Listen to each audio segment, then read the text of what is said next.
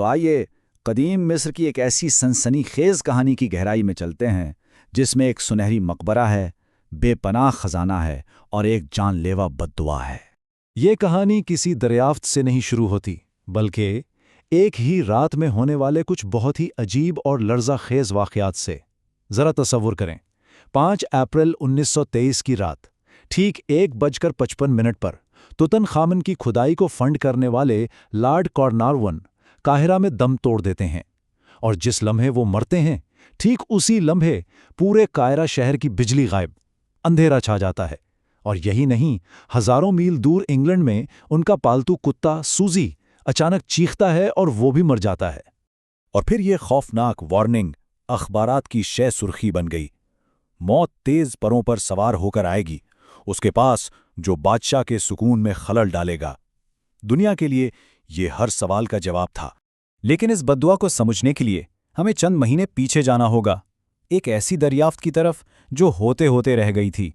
ये कहानी है हावर्ड कार्टर की, जो एक पुरजोश माहिर आसार कदीमा थे, और उनके अमीर स्पॉन्सर लॉर्ड कार्नरवन की। 15 साल की बेसूद तलाश के बाद फंडिंग खत्म हो रही थी और ये उनका आखिरी मौका था। तूतनखामन नामी एक गुमनाम फिरौन के खोए हुए मकबरे को ढूंढने की आखिरी कोशिश।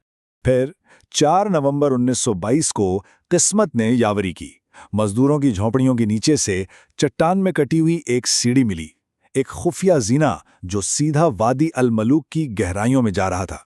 मलबा साफ करने के बाद जब उन्होंने 3000 साल पुराने मुहर बंद दरवाजे में एक छोटा सा सुराख किया, तो लॉर्ड कार्नारवन ने बेचैनी से पूछा, क्या कुछ नजर आ रहा है? और कार्टर का वो तारीखी जवाब आया जिसने तस्दीक कर दी कि उन्हें कुछ ऐसा मिल गया है जिसे वक्त भी छू नहीं सका था। हाँ, शानदार चीजें। और वो वाकई शानदार चीजें थी। ये तारीख की सबसे बड़ी आसार कदीमा की दरियाफ्त थी। सोचें जरा, 5398 अनमोल चीजें, 10 किलोग्राम का खालिस सोने का डेथ मास्क, शिहाब साकिब के लोहे से बनाए खंजर और 130 आराइशी छड़ियां। ये एक टाइम कैप्सूल था जो 3000 साल से बंद पड़ा था। लेकिन जहां एक तरफ दुनिया जश्न मना रही थी, वहीं दूसरी तरफ एक तारीख दास्तान ने जन्म लेना शुरू कर दिया था। और इसकी शुरुआत हुई एक अजीब शगुन से। हुआ ये कि मकबरा खुलने के फौरन बाद हॉवर्ड कार्टर की पालतू चिड़िया को एक कोबरा निगल गया, और कोबरा फिरौनों की मुकद्दस अलामत था। मकामी लोगों में सरगोशियां होने लगीं कि ये फिरौन की रूह है जो बदला लेने आई है।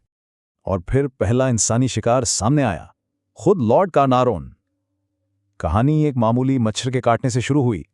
शेव करते हुए वो जख्म कट गया, और फिर एक शदीद इन्फेक्शन।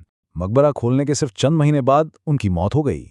उनकी मौत तो सिर्फ शुरुआत थी। 1929 तक इस मकबरे से जुड़ी अमवात की तादाद 22 तक पहुंच गई थी। मीडिया हर उस शख्स पर नजर रखे हुए था जिसका ताल्लुक इस दरियाफ्त से था और जिसकी बेवक्त मौत हुई। लेकिन सबसे लर्ज़ाखेज़ बात तो ये थी, जब तूतनखामन की मम्मी का पोस्टमार्टम किया गया तो उसके गाल पर ठीक उसी जगह एक जख्म का निशान मिला जहां कार्नावरान को उस जानलेवा मच्छर ने काटा था। ये नाकाबिले यकीनी इत्तेफाक एक माफूकुल फितरत ताल्लुक का जैसे हतमी सबूत था। तो इतने सारे डरावने सबूतों के साथ सवाल तो बनता है, क्या ये बद्दुआ वाकई हकीकी थी? आइए अब जरा सच्चाई को खोजते हैं। अच्छा, तो सबसे पहले इस मशहूर ज़माना बद्दुआ वाली तहरीर की बात करते हैं। सच तो यह है कि ऐसी कोई तहरीर, कोई तख्ती कभी मकबरे से मिली ही नहीं। ये सब एक अखबार के रिपोर्टर की कारस्तानी थी, सिर्फ सनसनी फैलाने के लिए। जी हाँ, ये कहानी पूरी की पूरी घड़ी गई थी। बाद में साइंसदानों ने कुदरती वजाहत भी पेश की। एस्परजिलस नाइजर नामी एक जहरीली फफूंदी जो हजारों साल तक ऐसे बंद मकबरों में जिंदा रह सकती है, और जब कोई अंदर दाखिल हो तो ये सांस के जरिए मुहलिक इन्फेक्शन का सबब बन सकती है। और हमें उस दौर के तिब्बी हालात को भी नहीं भूलना चाहिए। 1923 में पेनिसिलिन जैसी एंटीबायोटिक्स तो थी नहीं। मच्छर के काटने से होने वाला एक मामूली सा इन्फेक्शन भी मौत की सज़ा बन सकता था। फिर 2002 में ब्रिटिश मेडिकल जर्नल में एक तहकीक शाया हुई। उसमें मकबरे में जाने वाले 25 लोगों की जिंदगी का मवाजना एक ऐसे ग्रुप से किया गया जो वहां नहीं गया था। नतीजा, उनकी औसत उम्र में कोई खास फर्क नहीं था। बद्दुआ का शिकार होने वाले भी तकरीबन उतनी ही लंबी जिंदगी जिए जितनी दूसरे लोग। तो अगर बद्दुआ सिर्फ एक अफसाना है, तो फिर इस कहानी के मरकज में मौजूद वो कम उम्र बादशाह, वो कौन था? हकीकत एक ताकतवर फिरौन की तस्वीर से बिल्कुल मुख्तलिफ है। तुतनखामन के वालिदैन सगे भाई बहन थे। इस वजह से उसे कई जीनियाती बीमारियां थीं। उसका एक पांव टेढ़ा था और हड्डियों की एक तकलीफदेह बीमारी थी। उसे चलने के लिए भी छड़ी का सहारा लेना पड़ता था और वो सिर्फ 18 या 19 साल की उम्र में ही मर गया। सच तो यह है कि वो तारीख में इतना गैर अहम था कि किसी ने उसके मकबरे को लूटने की जहमत ही नहीं की। लेकिन बद्दुआ के ताबूत में आखिरी कील ठोकने के लिए एक सादा सा सबूत ही काफी है, जो इस पूरी दास्तान को खत्म कर देता है। जरा सोचिए, अगर बद्दुआ सच होती तो सबसे पहले उन लोगों को मरना चाहिए था जो मकबरे के सबसे करीब गए थे, है ना? लेकिन लेडी एवलिन, जो मकबरे में दाखिल होने वाली पहली खातून थी, 78 साल की उम्र तक जिंदा रहीं। और डॉक्टर डगलस डेरी, जिन्होंने मम्मी का पोस्टमार्टम किया, वो 87 साल की उम्र में फौत हुए। और आखिर में बद्दुआ की नाकामी का सबसे बड़ा सबूत, टारगेट नंबर 1, होवर्ड कार्टर, वो शख्स जिसने अपने हाथों से मकबरा खोला था। उसका क्या बना? वो मकबरा खोलने के बाद भी पूरे 16 साल जिंदा रहा और 1939 में अपनी तबई मौत मरा।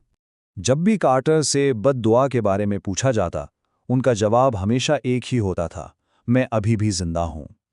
आखिर में बद्दुआ तो एक अफसाना निकली, लेकिन उसने एक भुलाए गए बादशाह को वो चीज़ दी जिसकी शायद उसे हमेशा से ख्वाहिश थी, हमारी आज की दुनिया में एक लापरवाही ईमानी जिंदगी। तो क्या ये बद्दुआ वाकई नाकाम हुई?